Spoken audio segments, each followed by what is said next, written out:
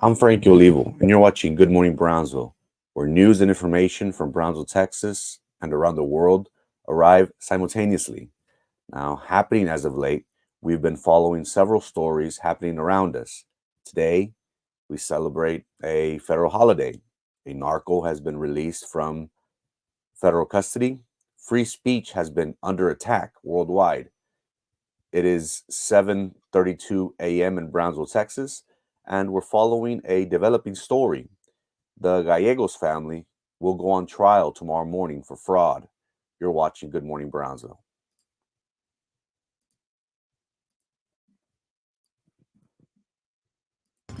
Y volviendo con más noticias, en Brownsville hoy se llevó a cabo la audiencia en la Corte Federal relacionada al desvío de fondos por contratos federales, donde compareció ante el juez Fernando Rodríguez, el exdirector de finanzas de la organización sin fines de lucro International Educational Services. Enrique Lerma nos tiene todos los detalles a continuación. Enrique. Así es, de acuerdo a lo programado en la Corte Federal, hoy se presentó en la Sala de Justicia el señor Juan José González y se declaró culpable frente a un juez por su vinculación en el delito de conspiración de desvíos de recursos federales. Juan González y Rubén Gallegos, padre e hijo Rubén Gallegos Jr., están siendo acusados de conspirar para cometer un robo al programa que recibió fondos federales. Como parte del acuerdo con el gobierno, hoy se declaró culpable de la acusación en su contra y se le fijó una fecha de sentencia para el mes de octubre del presente año en curso. Y al declararse culpable, el señor González llegó a un acuerdo con el gobierno federal para poder testificar en contra de los señores Rubén Gallegos y su hijo Rubén Gallegos Jr., cuyo juicio está programado inicie en el mes de septiembre. En Brownsville, Enrique Lerma, Noticias, RGB.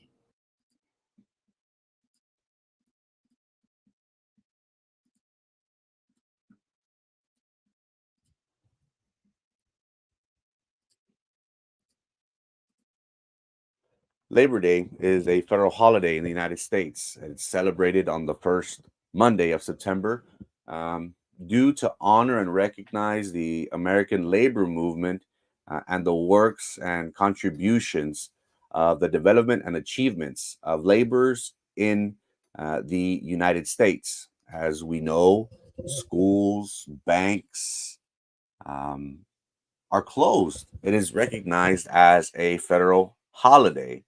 What we have seen from the Biden administration has been that they have bragged during their tenure about creating thousands, hundreds of thousands of jobs.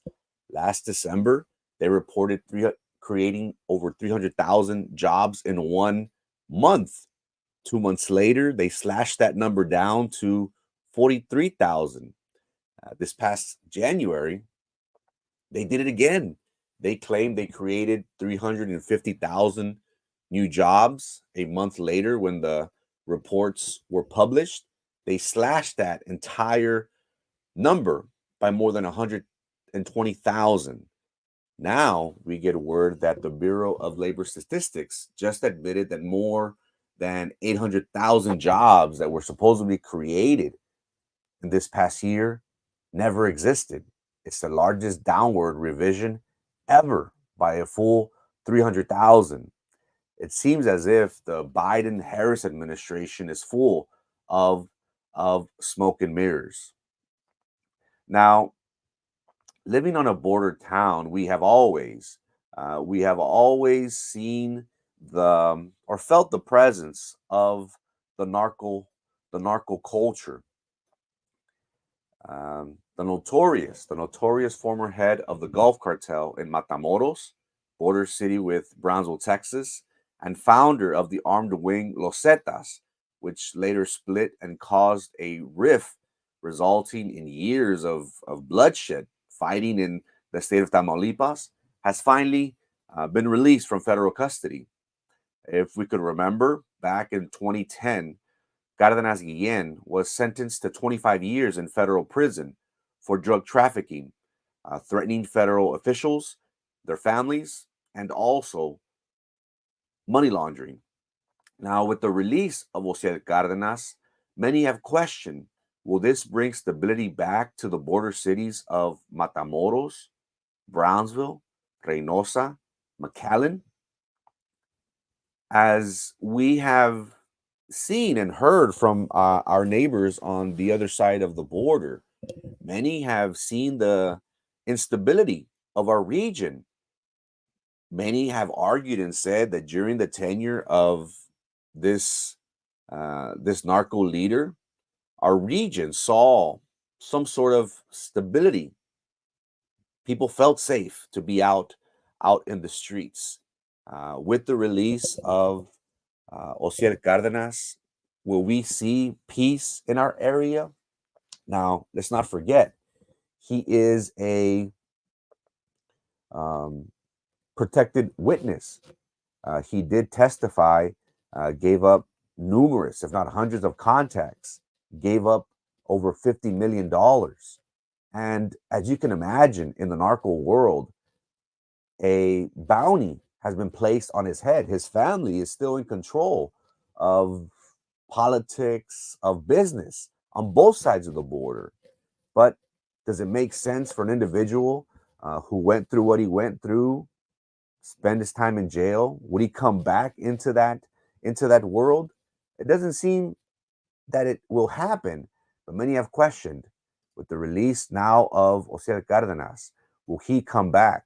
Will he come back to power and bring stability back into our area?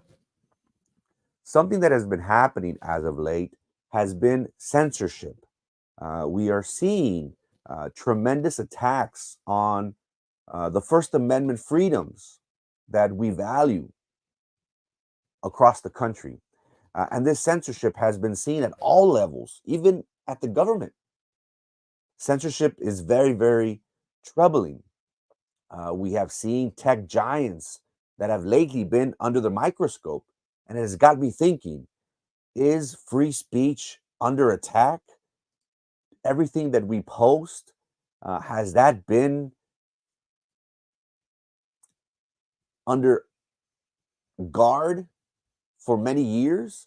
Now, as you all know, we live in a country where we pride ourselves in saying, well, I live in a free country and I can say whatever I want. Well, before you start thinking that way, I'd like to touch on different topics, instances that have occurred recently that have caused me to pause and question and say, is our freedom of speech being under attack? Recently, Telegram's CEO was arrested in France for allowing criminal activity on his messaging app.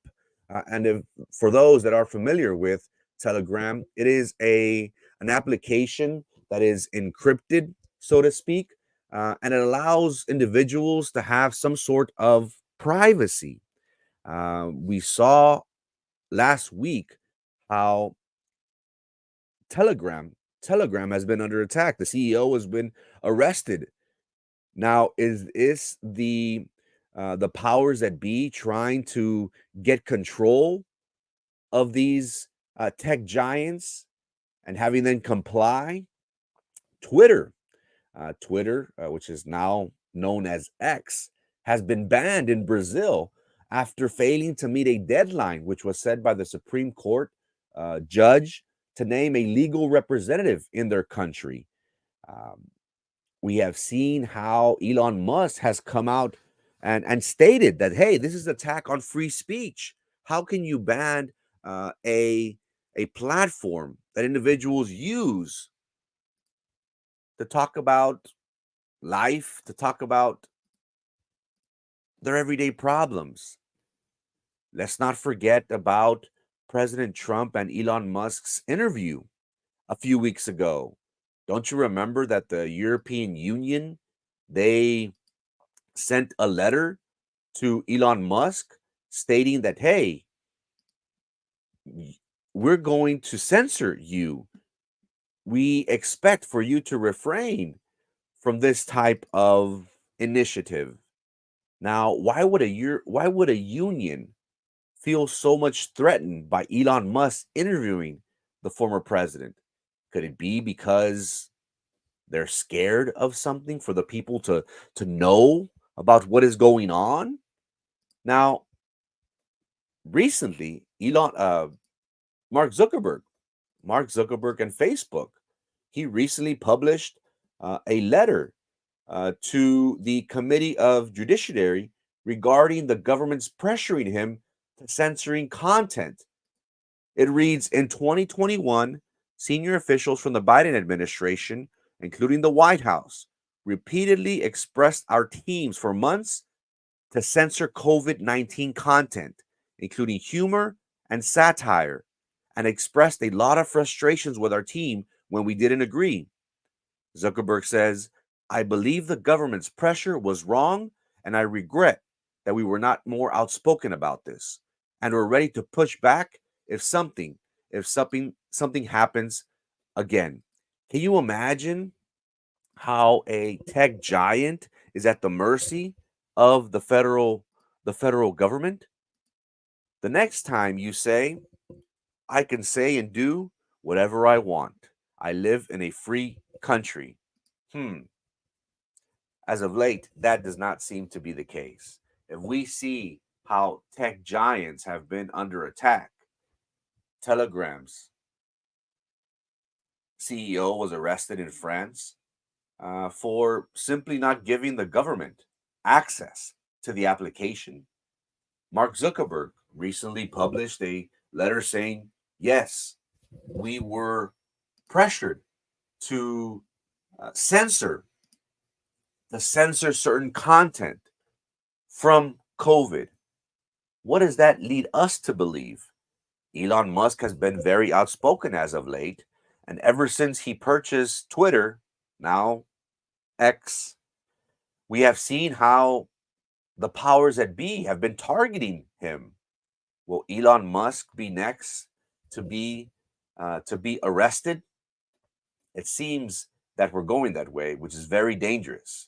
Censorship is now at risk to be controlled by the government. And now for our feature story. Jury selection for the RUBEN Gallegos family trial is set to begin tomorrow morning. RUBEN Gallegos, father and son, they have been charged by the FBI on conspiracy and threats and theft concerning programs receiving federal funds, according to a federal indictment, which stated the following. Now, it has been interesting as of late to learn about the dynamics of IES. And as we all know, IES, known as International Education Services, Inc., was a nonprofit company that had a contract with the U.S. government under the Unaccompanied Alien Child Program. And this program was intended to provide shelter, care for children. One of the stipulations of that contract between the government and IES, it prohibited the use of grants, funds, monies to pay salary above a certain rate. Now, what we have seen since this indictment came down 2 years ago, back on August 30th, 2020, according to the federal indictment, Gallegos and others are accused of using that money, those federal funds, to pay themselves salaries that were in the hundreds of thousands of dollars, way above the salary cap that was imposed by regulations. Now, it gets very, very interesting because we see how these individuals manipulated the system. Now, Gallegos and others, they are accused of using real estate holding companies to conceal ownership of properties that they were leasing to. The indictment also states that IES used federal grant money to pay for construction property owned by Gallegos Jr., son, and consulting fees, which are prohibited by federal regulations. We see how in count 2 under the federal indictment, it states that under a federal grant program, they did embezzle, steal, obtained by fraud and otherwise without authority, knowingly to convert the use of a person other than the rightful owner, intentionally misapply property that is valued at $5,000 or more. Now, we started today's show in stating that this trial that is set to begin tomorrow is a family business. And the interesting about this case has been that many people that are known within today's society are ensnared in this web of fraud. We see how the former IAS finance director, he pled guilty to embezzlement. This individual, Juan Jose Gonzalez, the former finance director for IES, he pled guilty in a rearrangement to conspiracy and theft charges concerning the program receiving federal funds. But he was the brother-in-law, uncle to the Gallegos family, and he is set to testify against his family in exchange for a lighter sentence. Now, again, if you're following me, this is a family affair, so to speak. We have Dr. Linda Gallegos, who is currently the head of the Human Resource Department at our local school district. She herself was also getting paid to clear vacant lots, which the government said served no purpose to provide the services to protect the migrant children. Now, again, this is a family affair. Everybody had their hands in the cookie jar, even Dr. Gallegos. Dr. Gallegos is named as one of the only matters on which the Administration for Children and Families did not make a final determination. They are probably still investigating to see if whether charges could be filed against her on the allegations that the incurrence of millions of dollars in charges for procurement without obtaining a competitive bid or performing cost or price analysis for the purchase. Remember, millions or hundreds of thousands of dollars were used to award independent contractors without demonstrating compliance. Now, again, this is a family affair. Can you imagine how much money was being dished out? Here on the screen, we have how Father Ruben Gallegos was getting paid $500,000, way above the $180,000 mark that was set by regulation. Son, Gallegos' junior son, was getting paid close to $500,000. Juan Jose Gallegos, the uncle, finance director, was getting paid close to $400,000. The director of business affairs, Norberto Perez, was getting paid $200,000. Edgar Osiel Vela, finance manager, was getting close to $200,000. And it goes on and on and on. And take a look at this, ladies and gentlemen. This is where I feel that kickbacks were being given. We have the vendors, Danny Ibarra Construction, Brownsville, Chewy Custom Sports, San Benito, Hector Perez, who is involved in local politics, Darren Valdez from Edinburgh, and Senior Enterprises out of Brownsville. Now take a look at the compensation throughout the years.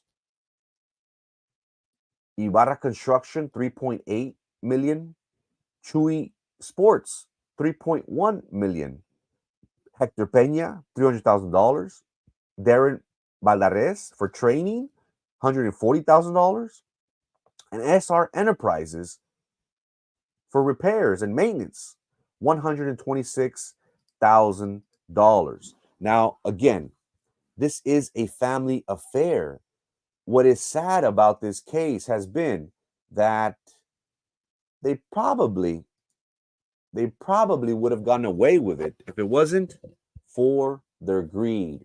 Can you imagine how these individuals were raking in the big bucks for hundreds of thousands of dollars?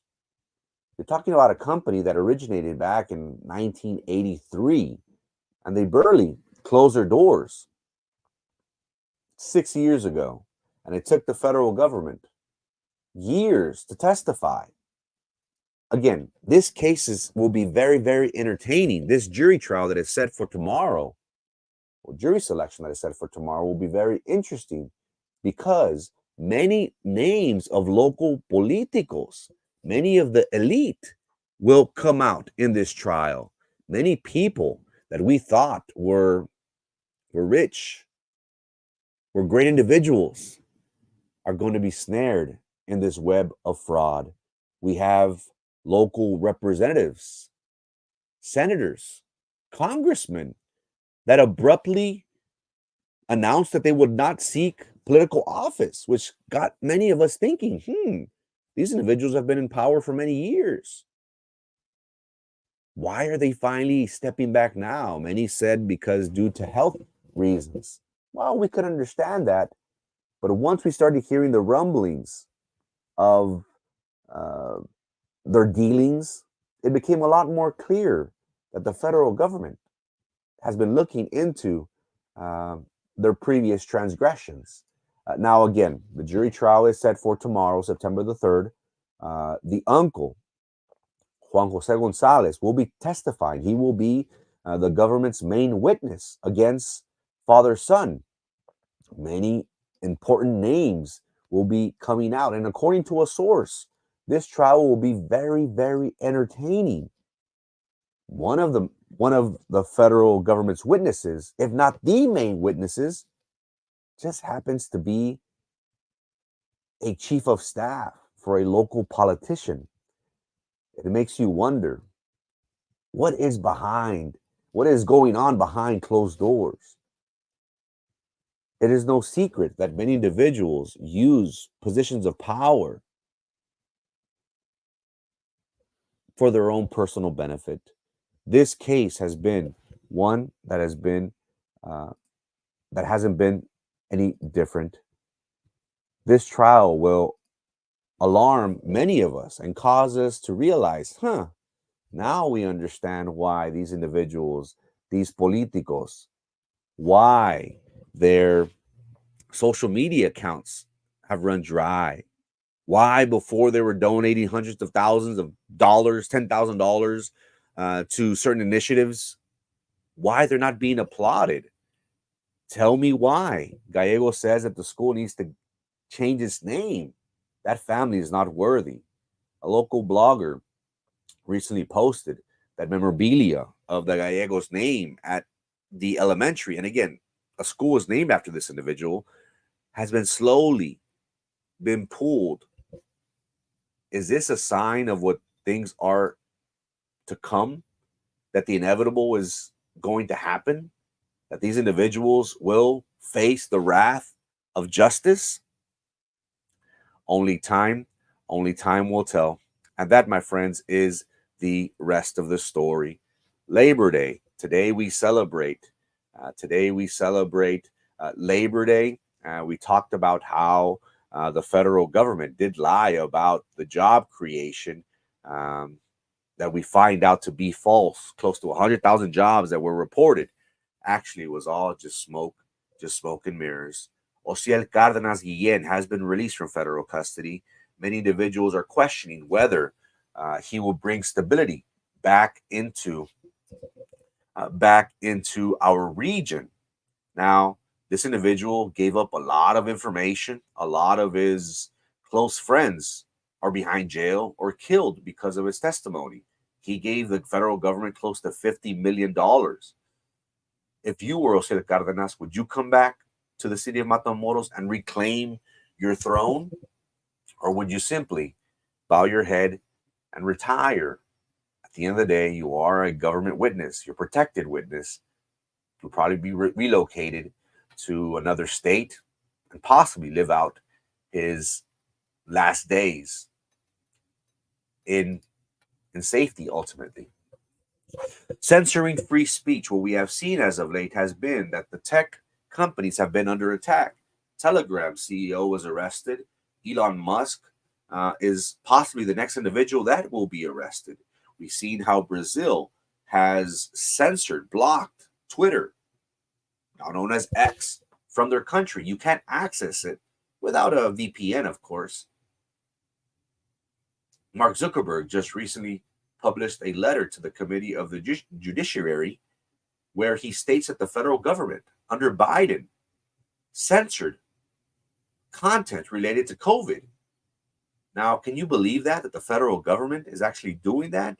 Don't we live in a country of free speech where our First Amendment rights, I could say whatever I want in this country? That does not seem to be the case. And the trial heard around the world tomorrow, jury selection will begin for the RUBEN Gallegos family, father and son. The uncle, the former chief financial officer, will be testifying against his family members. Insiders have stated that many important people that roam Cameron County, Brownsville, Texas, their names will come to light. Many individuals who walked with a head held high and looked down on us peasants who were rolling in exotic vehicles, beautiful cars, and traveled the world. Now we find out that that money came due to fraud. And the federal government, you don't mess with the federal government. You don't take their money because the government will come back for you. The daughter, the sister of the Gallegos family is currently at head of the Human Resource Department, director. Her name has come up, and the federal government, as of late, has not filed any charges, but have questioned why this individual was making six figures during a time where she was studying for her PhD. Kind of makes you wonder, huh?